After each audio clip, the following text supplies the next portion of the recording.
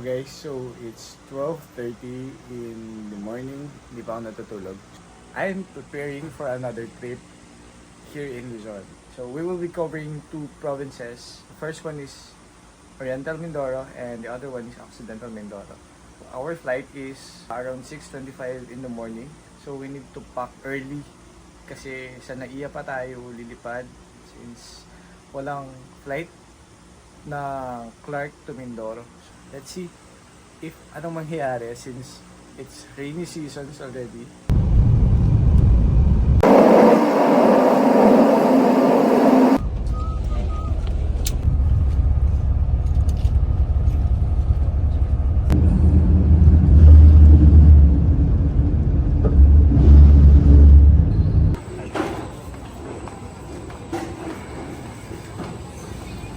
Traveling with infants, small children, elderly guests, and those requiring special assistance, you may now board using gate number 3.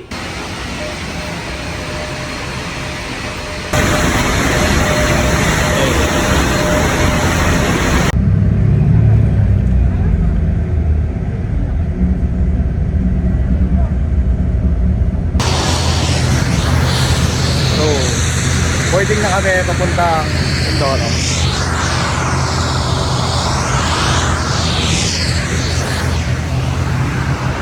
Hey! Card located by your seat.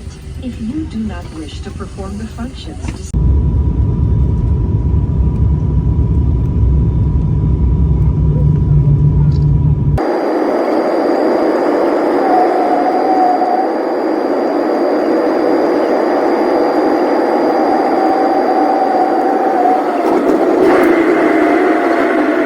on the fasten seatbelt.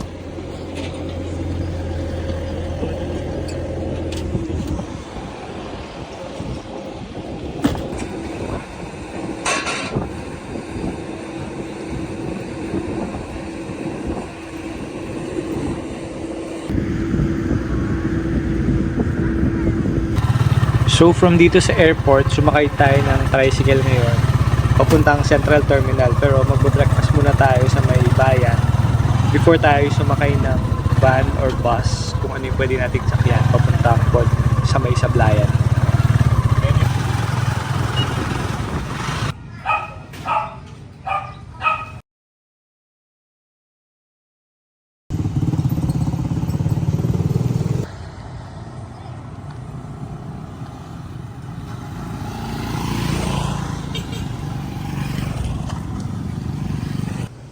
Dito na tayo sa Sablayan. So nag-walk-in lang tayo dito sa isang guest house na malapit sa port.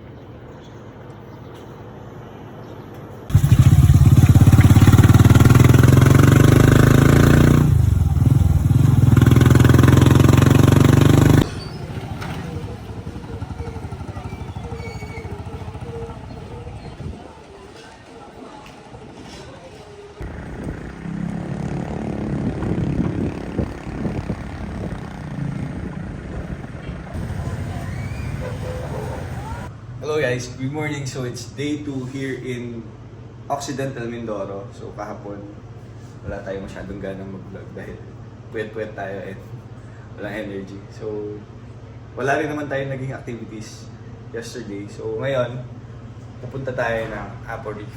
So it's 6 in the morning and preparing na kami para pumunta ng market. So bibili muna kami ng food and then diretso kami ng port para kitain yung travel operator na magdadala sa atin papuntang Apo Reef. Let's go to the market.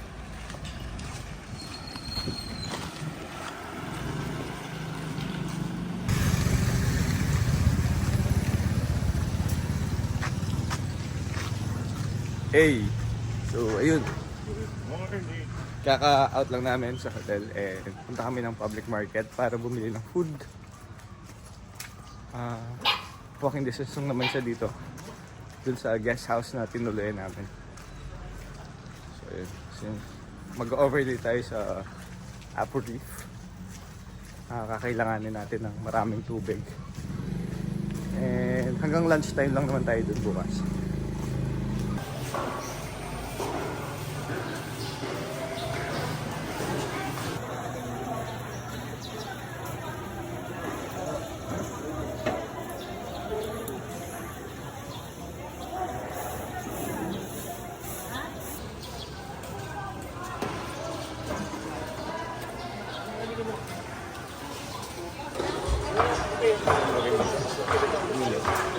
Kahit na.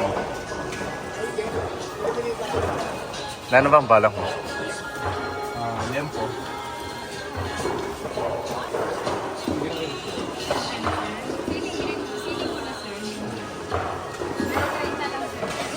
$250?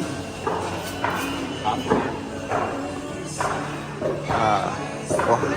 Ay, paano yung half kilo, te? Patingin muna.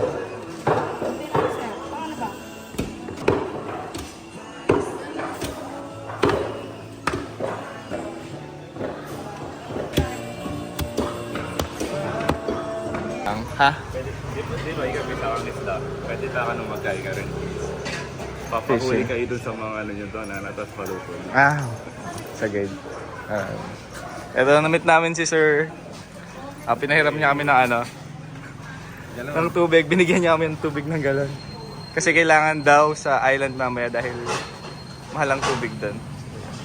Then, bumili na rin tayo ng bread.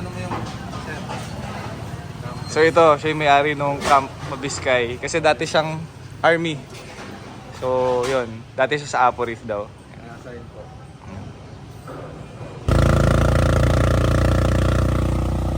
Ay.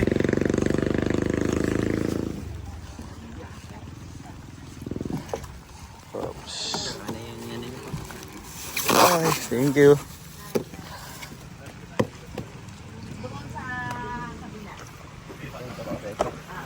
Hi, Hello, Miss good Angie. morning, Angie. Eko po.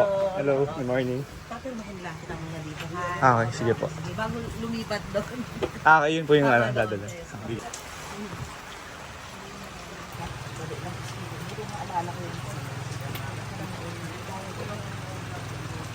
Bali ang bala mo.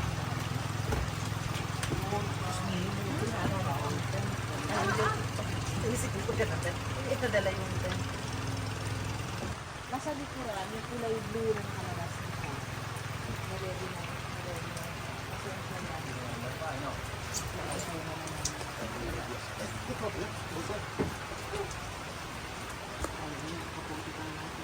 namin mo kasi doon pero man. Yung nga sabi ko sa iyo kapon, yung nakarinig kong kontra sa Hila. Lula. Para ano, hindi na kayo malula pag nandun. Okay, life vest tayo. Kailangan po din natin mag-life jacket o ano para sa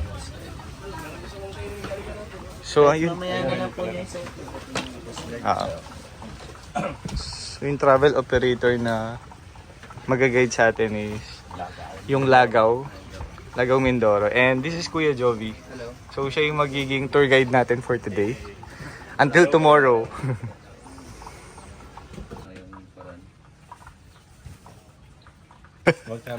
So, yung boat daw na to, usually sa mga nag-free dive na good for 16 packs. So, Ngayon, gaano ka kayaman dyan, Ray? kaya mo si Eva. At nirenta mo yung dalawang boat.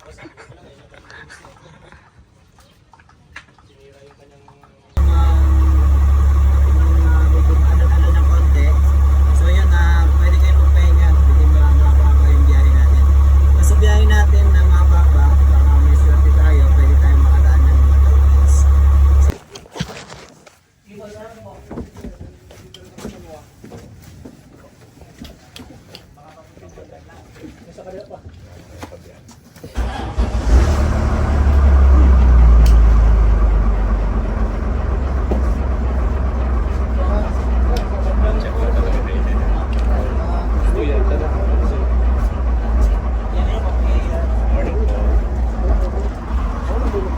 Yung Coast Guard natin.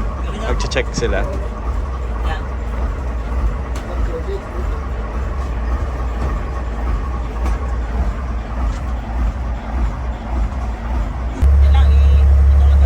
Data yung fees niya. Bago sa pabalik ay 50 pesos.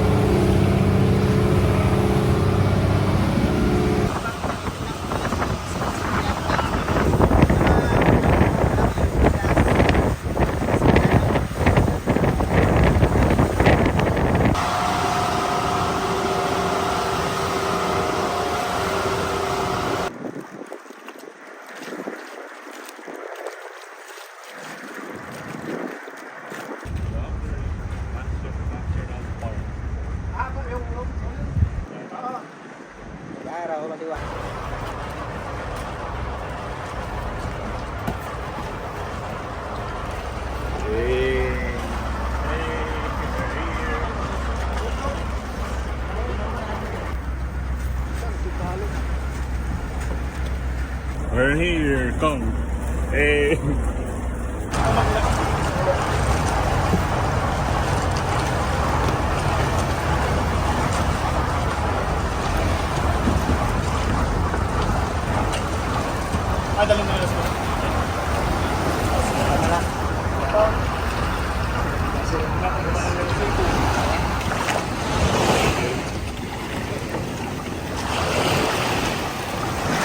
Hey! Kuya. Hello. Hey, Kong. We're here sa Upper Reef. Woo! Naman, ang linaw.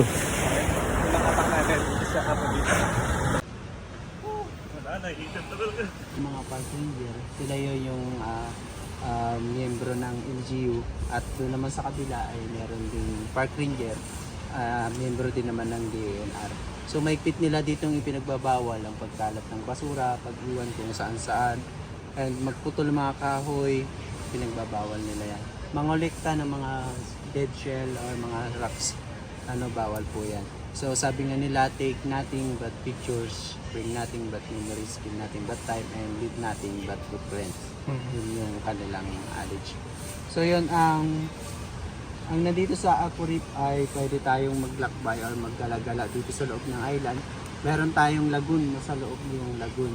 So yung lagoon natin, pwede tayong mag-bird watching, lagoon viewing, at pwede rin tayong mag-mangrove sightseeing. So yun, sa lagoon, ang meron doon kami, meron kaming yung kayak, yung raft, yung balsa. At sa balsa, yung paghabang nagbabalsa, meron na tayong makikita ang baby shark, stingray. Baby Yes, shark. yun yung nasa lagoon. After ng lagoon, meron tayong lighthouse. So may lighthouse kami nandun sa kabilang side. So pwede natin ding galaan, depende sa anong oras na pwede natin puntahan yung lighthouse. So yung lighthouse ay medyo mataas, may 13 meters, baka per head kayo, pwede natin akyatin. Before tayo dumating sa lighthouse, may matadaanan tayong mga abandoned building. Since 1901 po yun. So doon bawal din tayong pumasok, baka kayo maligaw ron. Kasi yung building na yun ay medyo may mga crack na mga sira na. Kumbaga konting galaw na lang, mababagsak na. Delikado pumunta sa lugar. So medyo historical yung building na yun dahil gamit pa yun ng American Forces since 1901. So yun, pwede tayong magpasyal sa mga gilid-gilid lang, pwede tayong mag-picture. And meron mamaya po meron makikita natin pagpunta natin dito. Bukod naman dyan sa mga sa mga guided island natin, island tour, meron naman kaming mga dive spot. So doon naman mga snorkeling, diving, free diving, scuba diving. So mamimili lang tayo sa area kung saan tayo pwedeng mag-snorkeling, gawa nung kaiba yung current, may agos, may maalon. So pipunta lang tayo dun sa pwede mamaya hapon. So before tayo mag-start mamaya, siguro magpahinga muna kayo ngayon. May anong oras na po? Magta-10:30. 10:30. Yes. Pahinga muna tayo siguro ng mga isang oras. Okay na po siguro. Okay. Langanin siguro kung 12 tayo mag-snorkeling. Ayun, basta po mamaya kung ready na kayo para sa snorkeling, hindi ko na lang kayo bibigyan ng time dahil tatlo lang naman tayo.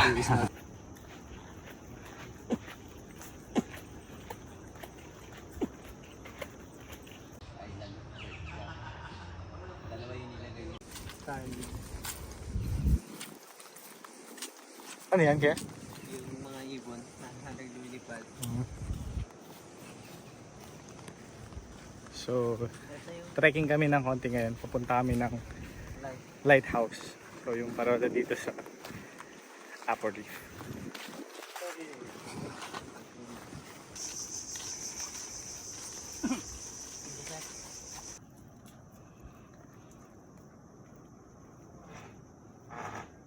Okay, ito na yung sa taas ng lighthouse. Ito yung view. Shit.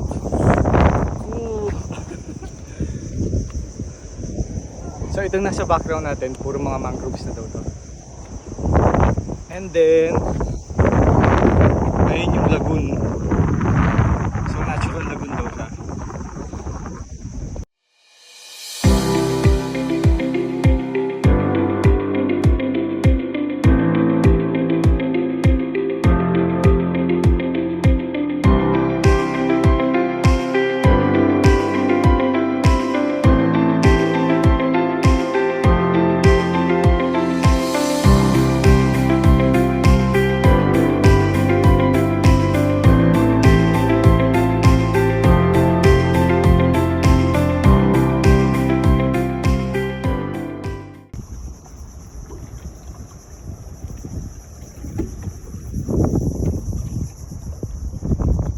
Welcome.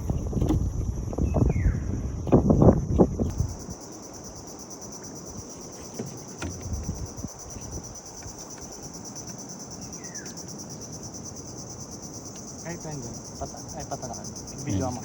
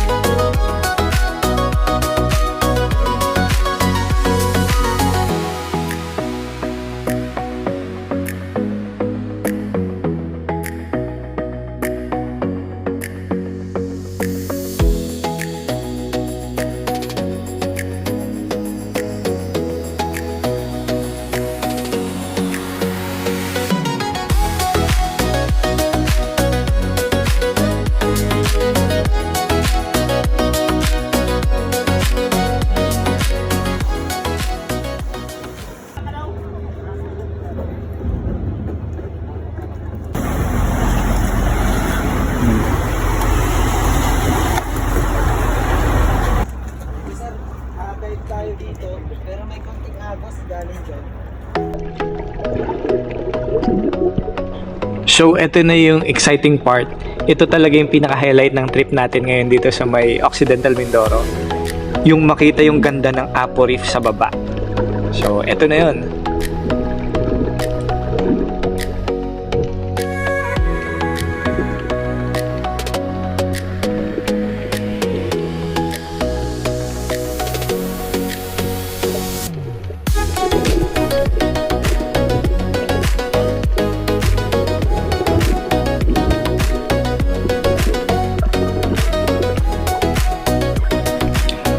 Sa gitna ng asul na tubig ng Mindoro Strait, matatagpuan ang Apo Reef, ang pinakamalaking reef system sa buong Pilipinas.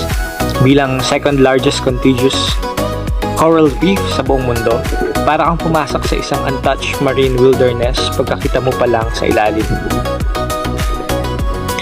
Para sa mga freedivers, ito ang ultimate playground dahil sa katahimikan at freedom na mararamdaman mo sa bawat dive. Sobrang linaw ng tubig dito na madalas lumalagpas ng 30 meters ang visibility, kaya feeling mo ay lumalangoy ka sa isang higanting aquarium. Siguradong ma-enjoy mo rin ang mapanood ang mga resident sea turtles na dahan-dahang kumakain ng mga reef ridges. Pag-ahon mo, sasalubungin ka ng iconic lighthouse na nagsisilbing gwardiya ng 3 isla sa loob ng protected natural park na ito. Mula sa ibabaw na bahagi hanggang sa kailaliman ng abyss, ang Apo Reef ay isang patunay kung gaano kaganda at kayaman ang dagat ng Pilipinas.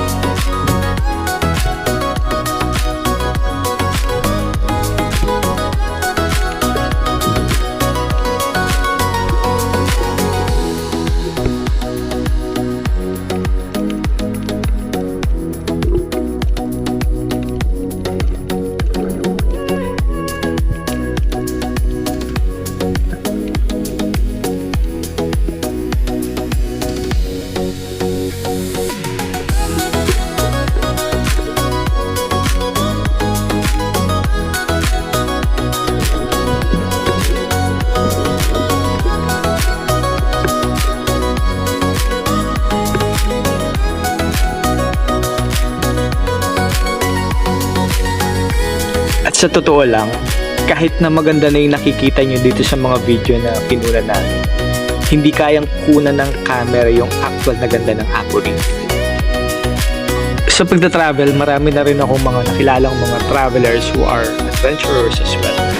And sa mga yon, maraming mga free divers, and when they ask me ano yung best spot in the Philippines for free divers, ito talaga yung pinaka sinasuggest ko sa kanila. Go to Apo Reef because masyadong maganda yung lugar para hindi mo puntahan.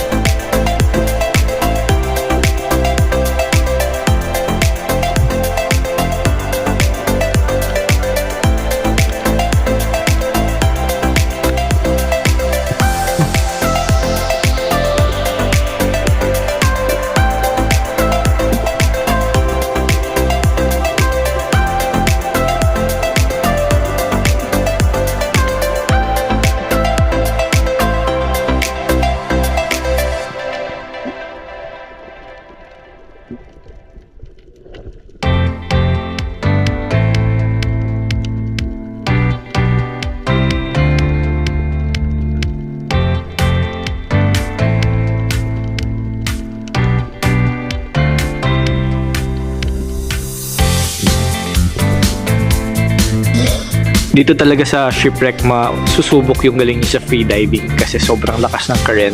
Yung tipong hindi ka pa man nagda-dive, pagod ka na. So itong shipwreck ang last destination natin before tayo bumalik ng port sa may Sablayan. And then, diretso na tayo ng Puerto Galera para ma-explore natin yung Oriental Mindoro naman.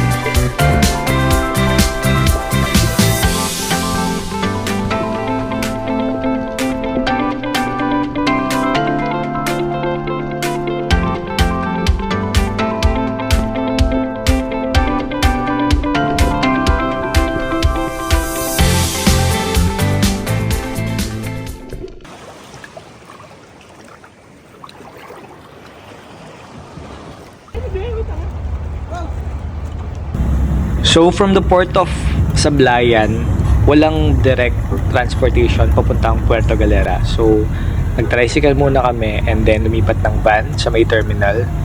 And then lumipat ulit kami ng Roro na bus. At dahil ginabi na kami malapit sa Puerto Galera, kailangan din naming mag-tricycle papunta sa mismong Puerto Galera beachfront.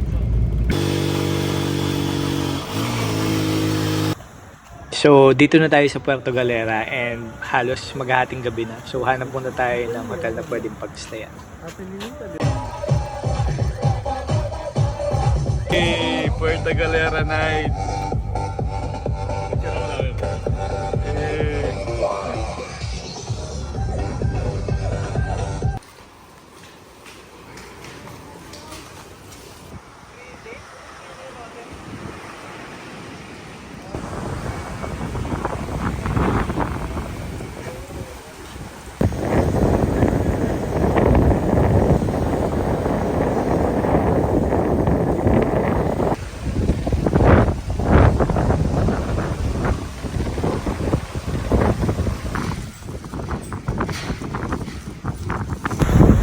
Bakasyon pero work in life pa rin. Hey, lunch here in Puerto Galera.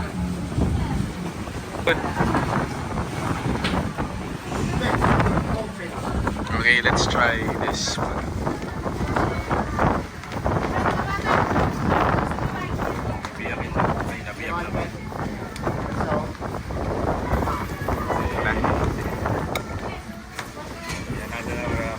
Wala yung ice cream sa taas. Guys.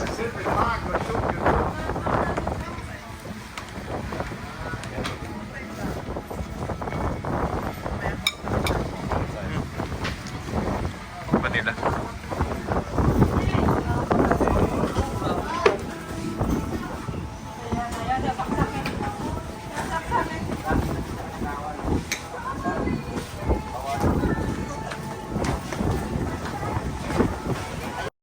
So, dito sa Puerto Galera, we haggle and rented a tricycle na pwedeng maglibot na sa atin dito sa may part na to ng Puerto Galera.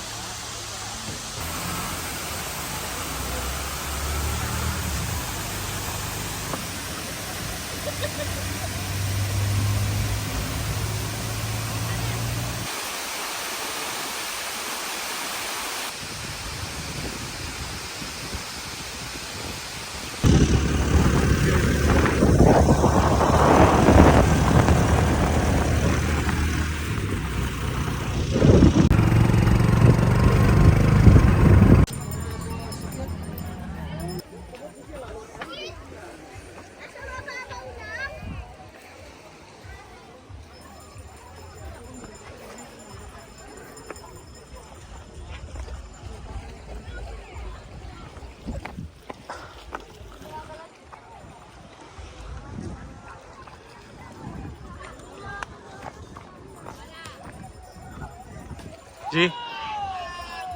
Wala na ka?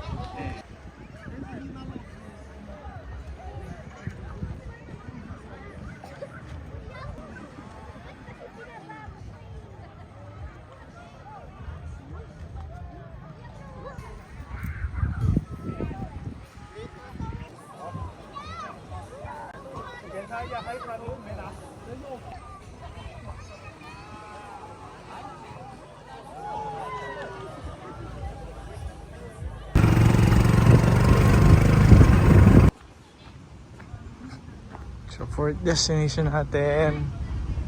Well, Cultural Heritage Park. Nice.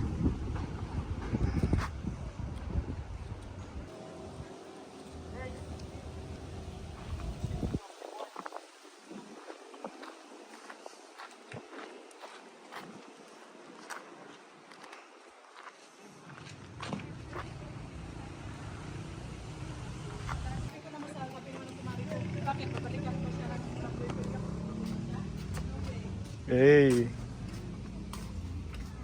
Naman, pirata.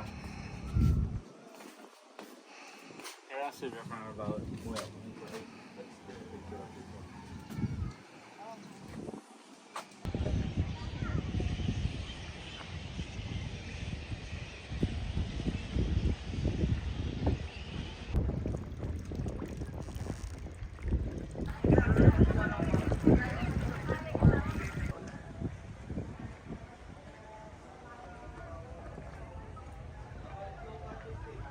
Hi, Ford.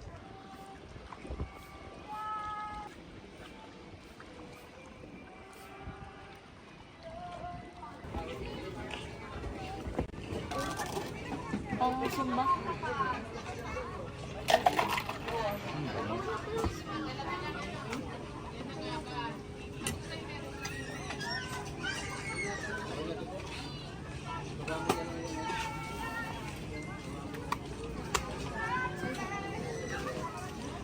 Thank you po.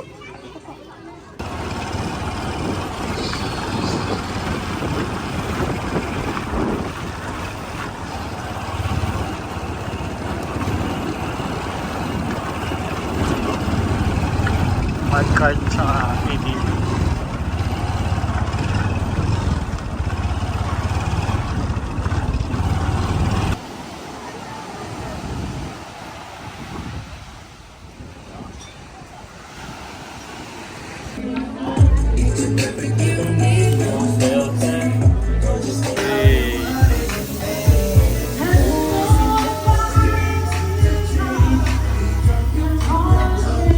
Okay, ito yung dinner namin ngayon dito sa may Puerto Galera sa Bathala Restaurant.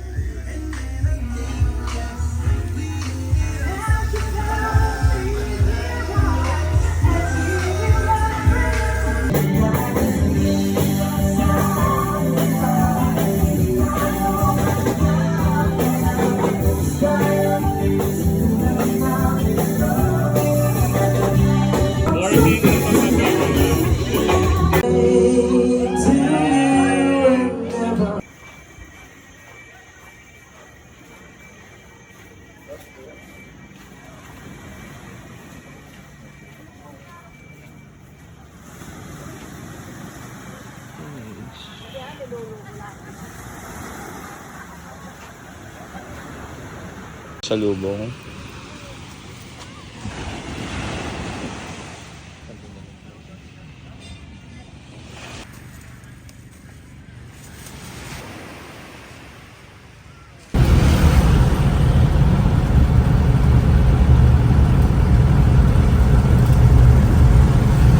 Sa Juan Luna at 52 JP Rizal. So after 1.5 hours, Pagkaraan ng 100 metro, kumanan sa 452 A Bonifacio. Tapos kumanan.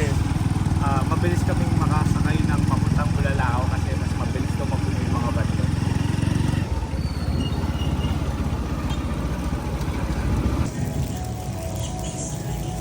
Let's go. Let's go.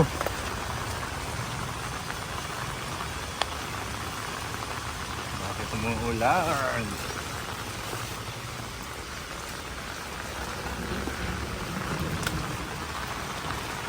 Hey, I want to swim. Sige.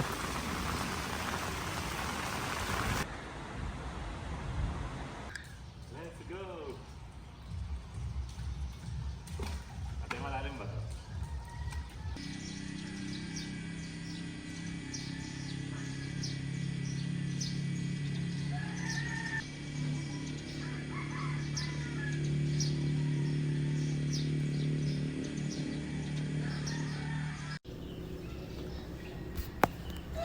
Hello guys, so day 6 here in Mindoro and yun, papak lang tayo ng gamit and then diretso na tayo ng airport dahil maaga yung flight natin pabalik ng Manila. So yeah, here's a view of the sunrise in one of the resorts here in San Jose, Occidental Mindoro.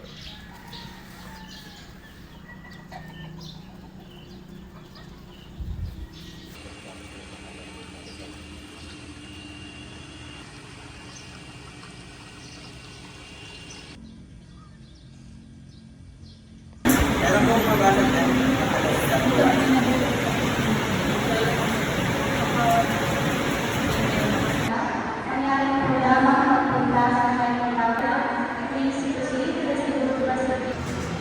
So, airport na.